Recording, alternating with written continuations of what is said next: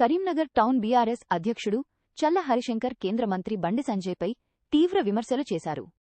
రెబెల్స్గా పోటీ చేసిన వారిని 15 ఏళ్లు బహిష్కరిస్తామని చెప్పి గెలిచిన ముగ్గురిని తిరిగి చేర్చుకుని మేయర్ పీఠం దక్కించుకోవడం ఏ ధర్మమని ప్రశ్నించారు.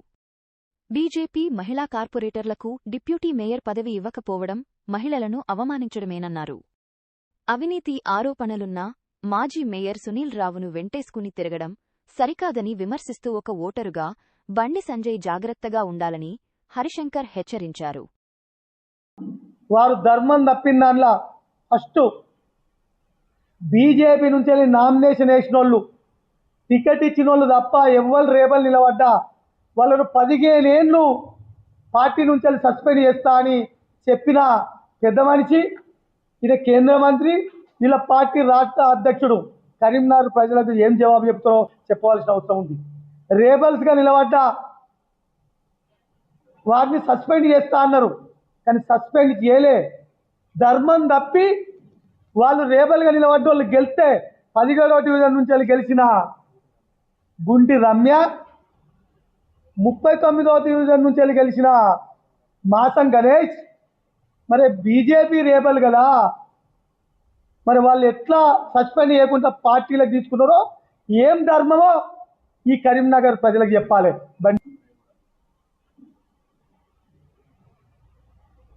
ఇంకో కార్పొరేటర్ 10వ డివిజన్ కొమురే కూడా బీజేపీ కన్ను వేసుకొని బీజేపీ టికెట్ అడిగి ఆయన కూడా రేపల్ నిలబడ్డాడు కదా, ఆయనను కూడా తీసుకున్నారు.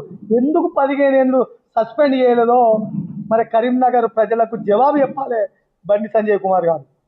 దాంతోపాటు ఇంకో పెద్ద అన్యాయం చేసిండు బండి సంజయ్ గారు. కరీంనగర్ నగర పాలక సంస్థలో ఉన్న మహిళలందరికీ ఏమన్యాయం అంటే, ఇలా మహిళా సోదరిమణుల ఓట్లన్నీ హిందూ పేరు మీద, దేవుళ్ళ పేరు మీద మాయ మాటలు చెప్పి ఓట్లు దండుకొని బీజేపీ 30 సీట్లు గెలిస్తే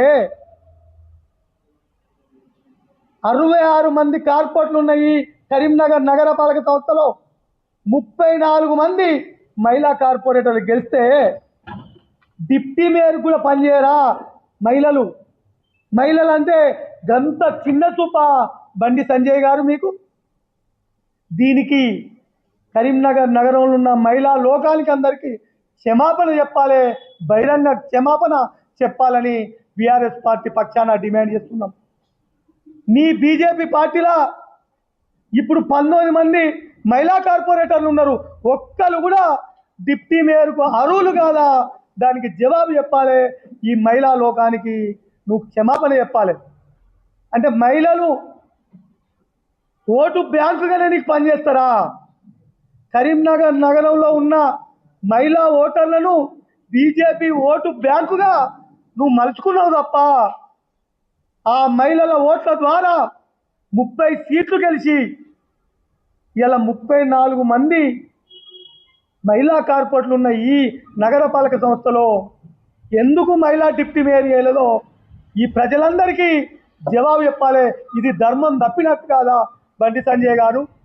ధర్మం అంటారు కదా, ఇది ధర్మం తప్పినట్టు కాదా? మీరు ఈ కరీంనగర్ మహిళా లోకానికి క్షమాపణ చెప్పాలి. నేను తప్పు చేసినా అని మీ పార్టీలో గెలిచిన వాళ్ళు ఇలా మీతో ఉన్న వాళ్ళే 19 మంది మహిళా కార్పొరేటర్లు ఉన్నారు. డిమాండ్ చేస్తున్నాం.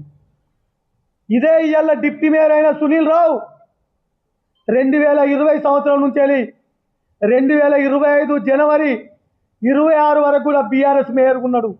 ఉన్నప్పుడు ఇదే బండి సంజయ్ గారు ఎంపీగా, ఇదే బండి సంజయ్ గారు రెండోసారి ఎంపీగా, కేంద్ర మంత్రిగా అవినీతిమయమైన మున్సిపాలు అవినీతి మేయర్ అన్నావు కదా, మరి ఆ అవినీతి మేయర్కు 100 కోట్లు సంపాదించిందని మీరే మాట్లాడారు కదా. మరి 100 కోట్లు సంపాదించిన అవినీతి పరునికి ఎట్లా డిప్యూటీ మేయర్ సీట్లో కూర్చుండబెట్టినావో ఈ కరీంనగర్ ప్రజలకు చెప్పవలసిన బాధ్యత నీ మీద ఉంది. ఎందుకు బాధ్యత ఉందని బీఆర్ఎస్ పక్షాన్ని అడుగుతున్నామంటే, ఈ నగర ప్రజలు 2 సార్లు ఎంపీకి నీకు ఓట్లు వేసారు.